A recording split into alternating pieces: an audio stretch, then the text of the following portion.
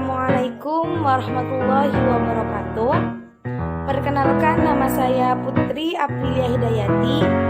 Saya mahasiswi di Agbit Girausuda Sampang semester 2 kelas B.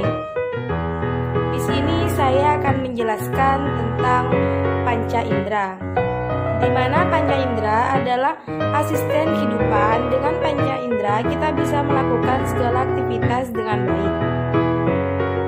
Adapun panca indera itu ada 5 macam. Yang pertama indera penglihatan, yaitu mata. Yang kedua indera pendengar, yaitu telinga. Yang ketiga indera pembau, yaitu hidung. Dan yang keempat indera pengecap, yaitu mulut.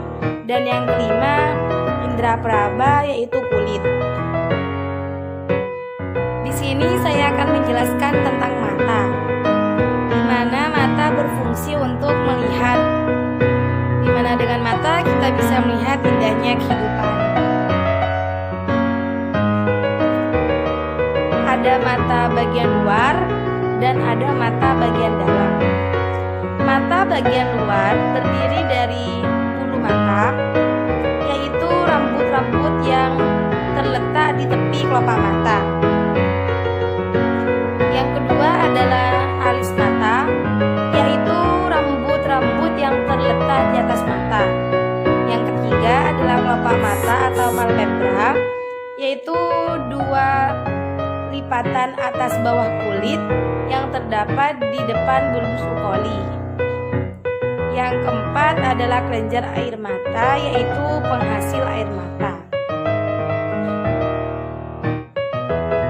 Mata bagian dalam terdiri dari konjungtiva, yaitu membran tipis bening yang melapisi permukaan bagian dalam kelopak mata dan melapisi bagian depan sklera.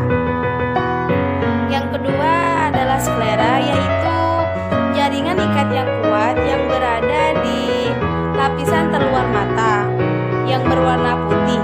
Di dalamnya terdapat otot yang menempel guna untuk menggerakkan mata yang menempel pada sklera. Yang ketiga adalah kornea. Kornea merupakan selaput tembus cahaya yang membantu kita melihat membran iris dan pupil. Kornea ini berfungsi untuk memberikan 65 sampai 75% kekuatan pada fokus mata. Yang keempat adalah bilik mata depan, yaitu organ yang terdapat aqueous humor, di mana aqueous humor ini berfungsi untuk memberikan nutrisi ke jaringan mata. Yang kelima adalah koroid, yaitu membran coklat gelap yang terdapat banyak pembuluh darah di dalamnya, terletak di antara sklera dan retina.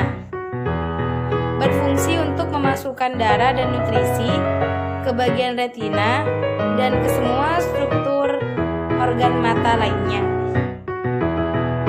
Yang keenam adalah iris, yaitu diafragma yang terletak di antara kornea dan mata, yang berfungsi untuk mengatur cahaya yang masuk ke dalam mata dan menyesuaikan dengan pembukaan pupil. Yang ketujuh adalah pupil, yang berfungsi menempatkan kuantitas cahaya yang masuk pada mata.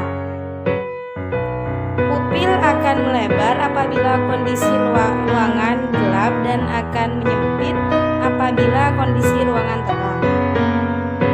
Yang kedelapan adalah lensa. Lensa adalah jaringan transparan yang lentur yang terletak di bagian belakang iris dan pupil yang membantu untuk memusatkan cahaya dan gambar pada retina. Yang kesembilan atau yang terakhir adalah retina. Retina adalah lapisan bagian dalam yang halus dan sangat sensitif terhadap cahaya. Jadi organ-organ yang saya sebutkan tadi adalah organ-organ yang terletak pada anatomi mata.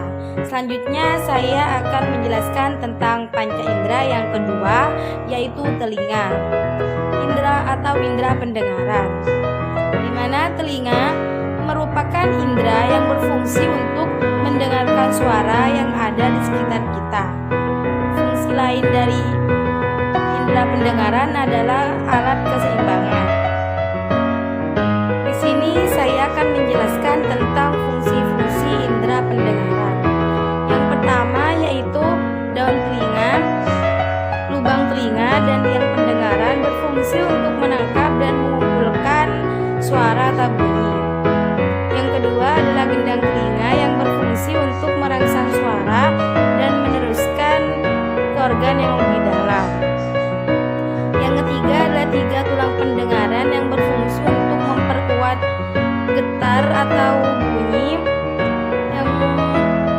dan meneruskan ke koklea. Yang keempat, tingkap jorong, tingkap bundar, 3 saluran setengah lingkaran berfungsi untuk mengubah impuls dan diteruskan ke otak. Yang kelima adalah saluran eutasius yang berfungsi menghubungkan rongga mulut dengan telinga bagian luar. Itu adalah fungsi-fungsi dari panca indera pendengaran. Sekarang saya akan menjelaskan tentang panca indera pembau, di mana hidung berfungsi untuk mencium aroma-aroma yang terdapat di sekitar kita. Di sini saya akan menjelaskan tentang fungsi bagian-bagian hidung. Yang pertama adalah lubang hidung berfungsi untuk keluar masuk udara.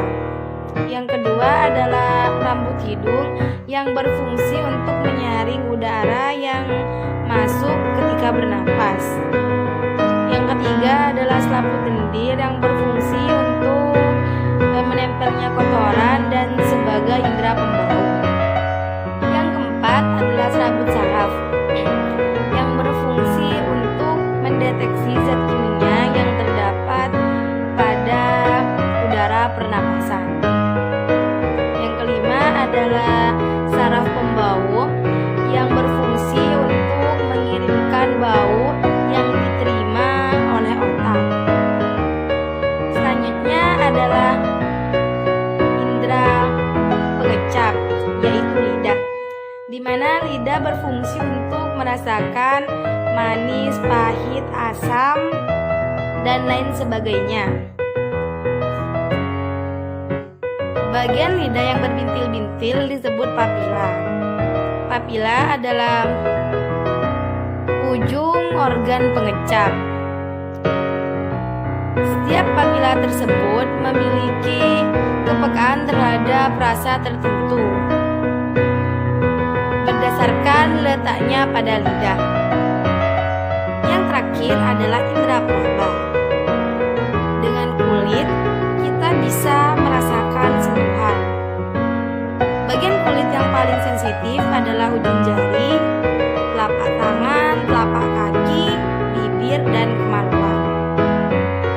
Fungsi bagian-bagian kulit adalah yang pertama, kulit eri berfungsi untuk mencegah bibit penyakit yang masuk dan mencegah penguapan yang terjadi dari dalam tubuh. Yang kedua adalah kelenjar keringat yang berfungsi untuk menghasilkan keringat. Yang ketiga adalah lapisan lemak yang berfungsi untuk menghangatkan tubuh. Yang keempat adalah otot rambut yang berfungsi untuk menggerakkan rambut. Dan yang kelima adalah pembuluh darah yang berfungsi untuk mengalirkan darah. Mungkin ini saja yang dapat saya sampaikan tentang penjelasan 5 panca indera. Kurang lebihnya saya mohon maaf. Wassalamualaikum warahmatullahi wabarakatuh.